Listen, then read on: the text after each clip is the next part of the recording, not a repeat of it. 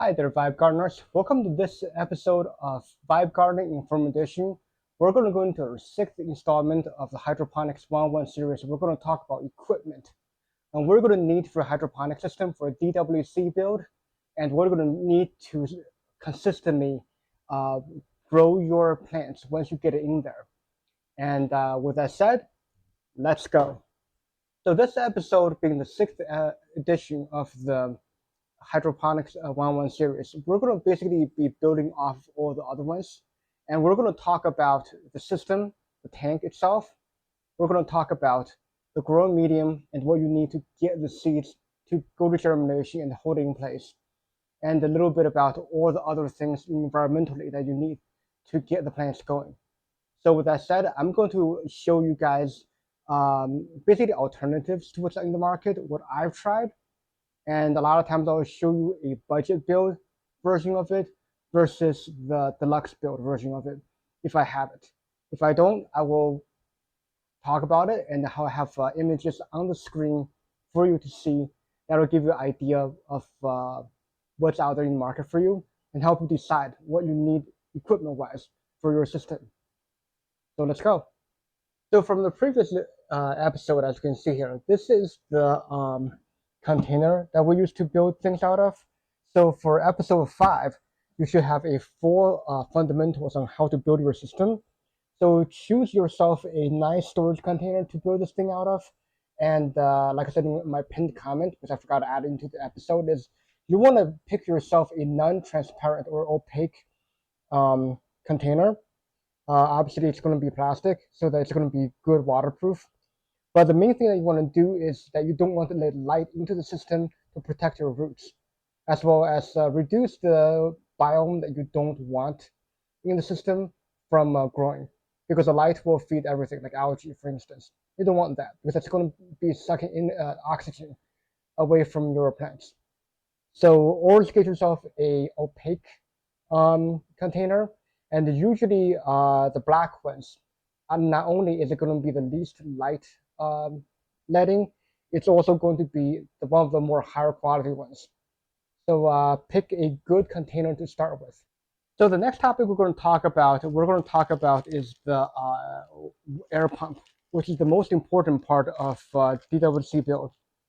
So what you're going to need is an active air pump, and so I have right here. This is a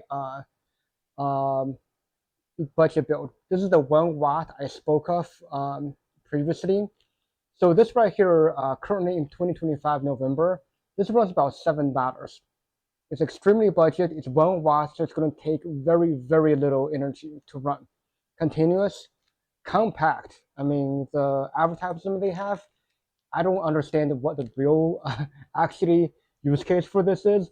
But what happened with me was my pre-built one that I got to start first, the water pump in there died. And I was afraid my plant's going to die. So I got one of these as an emergency holdover. And they turned out to be fantastic. So they don't even have an air hose for you as well as an air stone. Majority of these air pumps will have both the air hose and the air stone. And if you don't have them, like I said, you can find them pretty cheap elsewhere. And I'll link all these items down there for you. And then also let's talk about a little bit about the advanced build. So here's the more advanced build. This is for the more advanced build. This is a advanced air pump. It has even a battery backup. It's for essentially aquariums where you don't want the air to die when the power goes out because you got, little fishes swimming around. You don't want that to be a problem. And this will give you even intermittent um, running air pump for energy saving and has a lot of features. And if you see from the bottom, it'll actually give you a good, it's a two air pump coming out of it.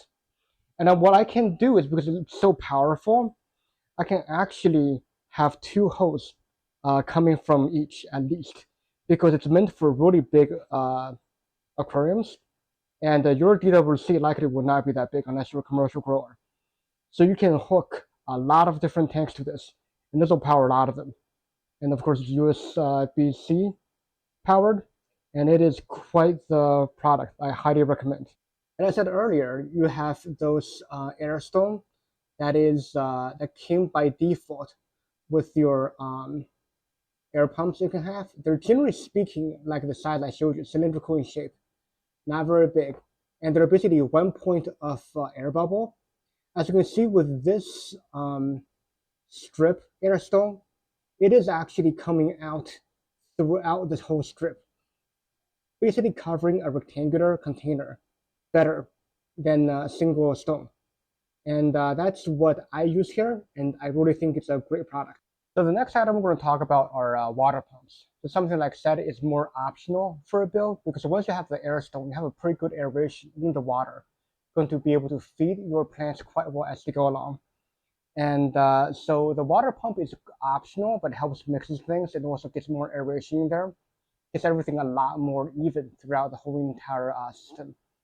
And what I have here is I have a, this is a simple, water pump. You don't need that much of a water pump. I mean, I got the 3 watt 5 volt version, and basically get yourself a submersible pump that's meant for aquarium. Because this is, if you're in the system, the advantage of that is you can basically take advantage of aquarium equipment. So get yourself the cheapest pump, because likely what you have is going to be smaller than what it's really rated for. So don't think too much about it. This is one of them that I say is always stick budget, unless you have a really big commercial system, in which case you probably have other options that I'm not even aware of. I did have that UVC cleaner that's also a water pump, but the thing about that is that it was for solving a problem that I shouldn't have in hydroponic system, which is having that organic, semi-organic fertilizer. So if you don't use that, you're not going to have this problem. So don't overthink it, don't overdo it. Just go for something simple, and you should be just fine.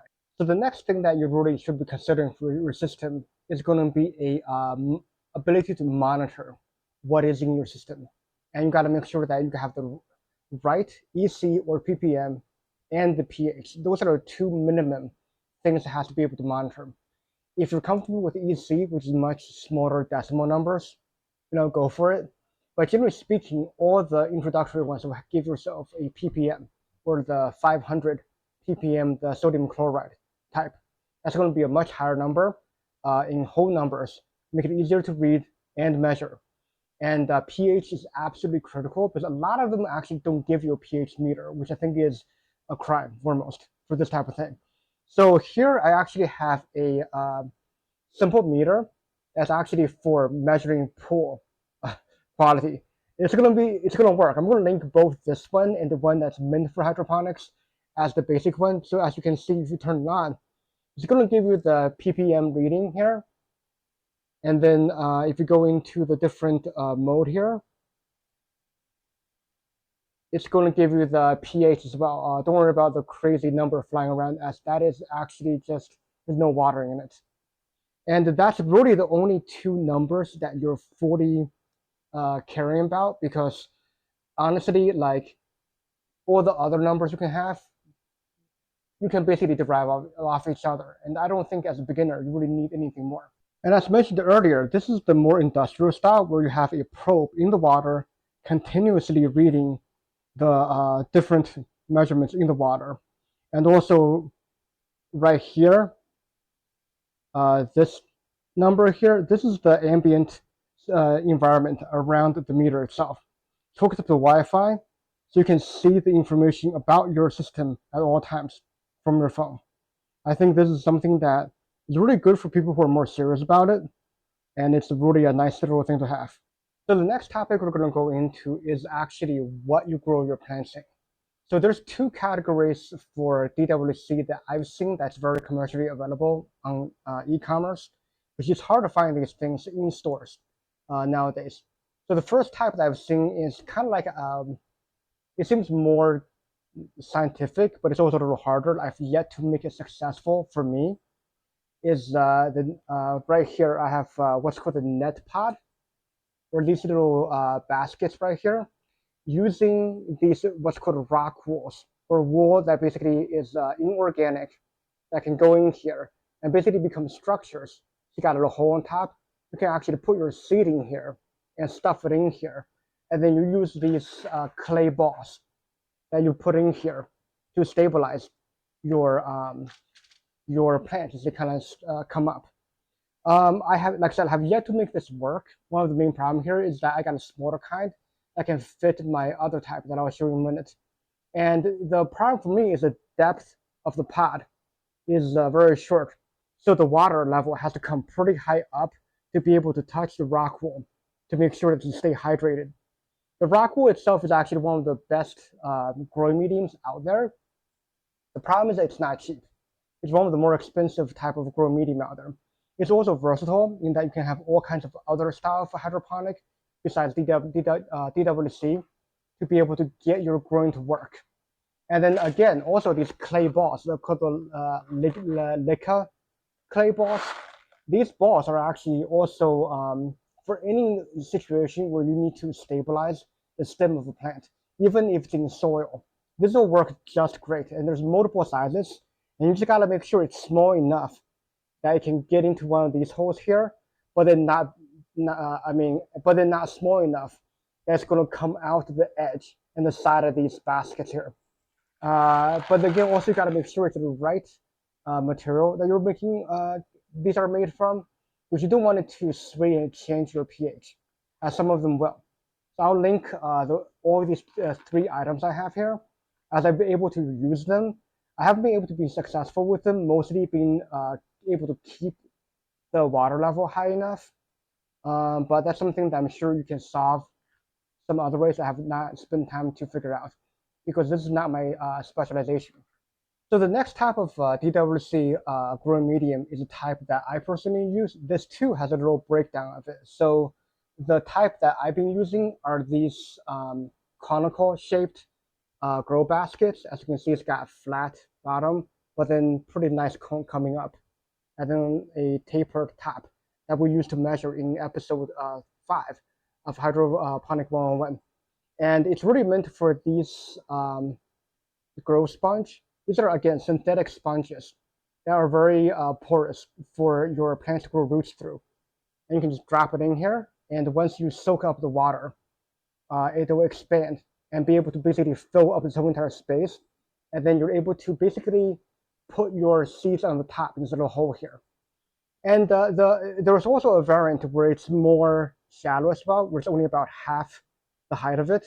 I highly recommend against those because, like I said, you have to keep there's a lot less error when it comes to the depth of your tank. You have to fill the water pretty close to the top to be able to hit the growing sponge if it's only half the length, half the height.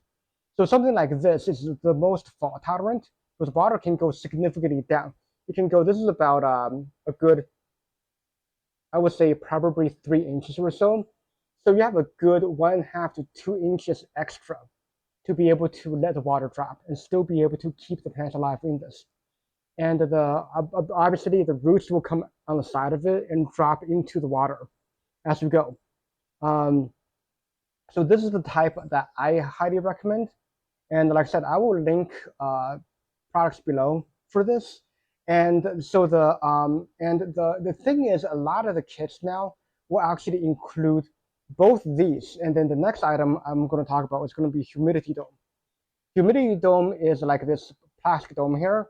It fits perfectly over top of the basket. And what that does is that in the seeding stage, having extra humidity really helps the seed germinate.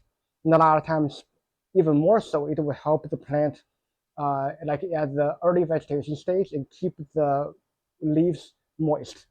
And that is going to help the plant in that stage. And once it matures, it can handle a lot more stuff, right? More stress. But this is what makes the humidity dome so important. And the majority of the starter kits will give you all 3 of this growing sponge, growing basket, and your humidity dome all in one kit. And generally speaking, the price is actually pretty good on it. I'll link below one of the starter kits. I think it's really good as well. And also with that too, when you're, if anything happens to a particular pod and you want to be able to keep it dormant, you want to have these caps, which we showed in the Hydroponics 101 episode 5 with building a DWC system. in that this is what's going to be able to go on top of it, keep the light from penetrating the system, and also keep the dust out of the solution. So these are the things that really should help you get started in your system. So the next set of equipment are going to be your hydroponic nutrition. That actually I have a whole entire deep dive episode on with the Hydroponics 101 episode 3.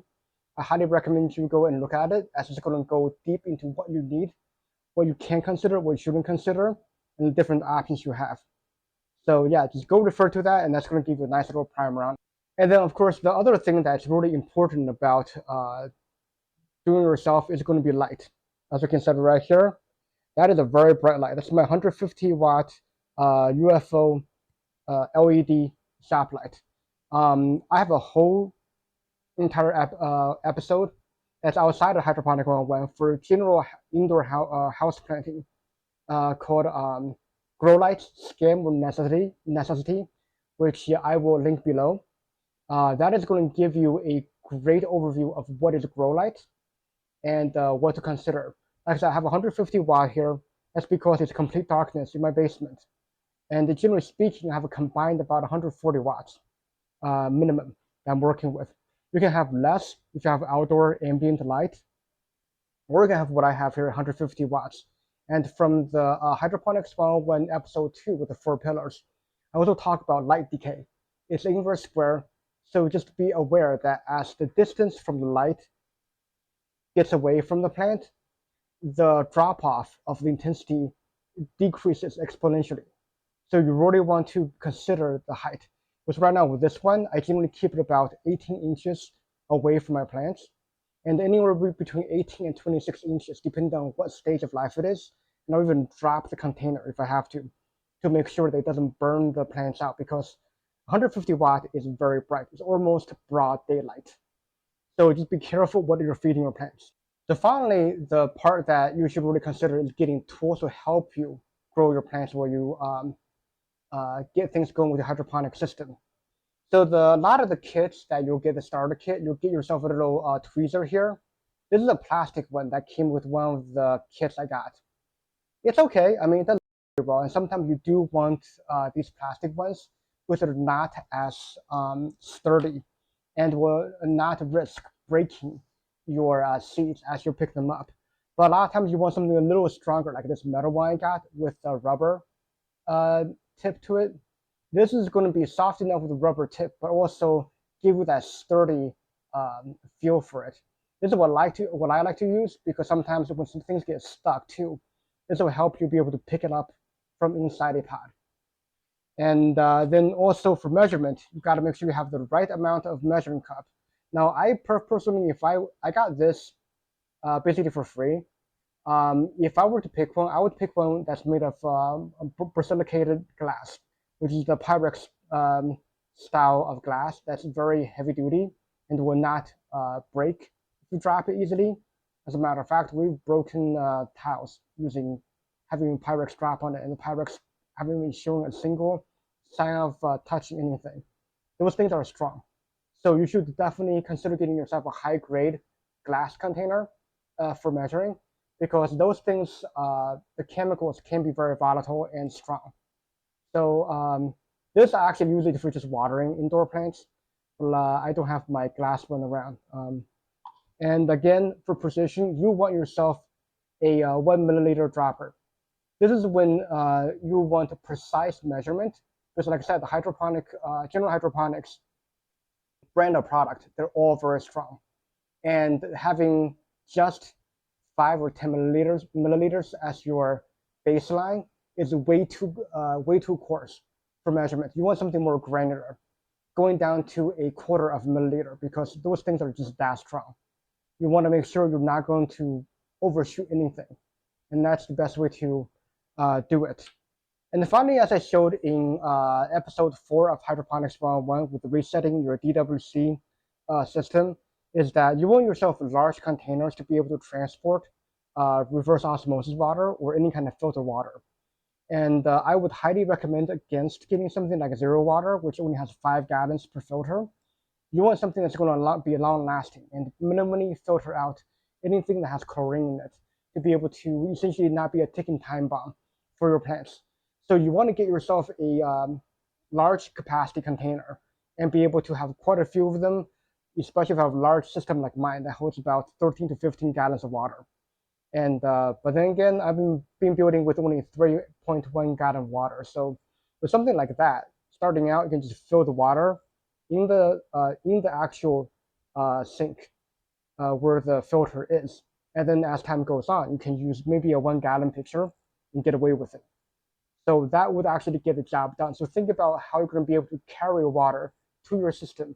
Because let me tell you, once you put your system on the ground, it's going to be easy for that water to splash out of your system when you're moving that system around. So you want to make sure you have the right tool to get extra water to the system. All right, so I think that kind of covers the majority of the topics you need for DWC system. I know a lot of people have other tools they use, but these are the things I find essential to making your operation work from day-to-day flow. So hopefully I gave you an idea of what's out there, what are good, what are bad, and some of my personal experience of what makes them good and bad. So again, make your own judgment on what you need. And if you have any enlightenment that you think I severely missed, please comment below so that we can all see them. So thank you for watching. And with that said, let's keep gardening and keep vibing. Let's go.